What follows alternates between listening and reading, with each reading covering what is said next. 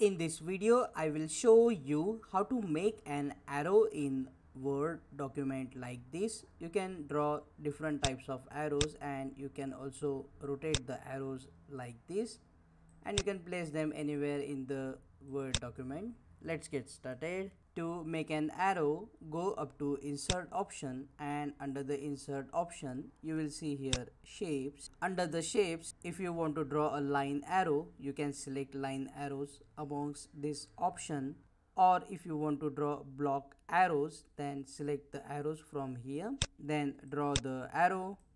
And now you can customize this arrow. You see this yellow box, you can click on the yellow box and then you can adjust the width, and also you can adjust the arrow head like this. If you want to write inside the arrow, you can click on add text and then type arrow. If you want to change the color of arrow, then under the fill option you will see here no fill if you don't want color, but if you want color, go to solid fill and select the color of your choice. And if you want to change the outer border color, then select the border color from here, and you can increase the thickness of the border as well.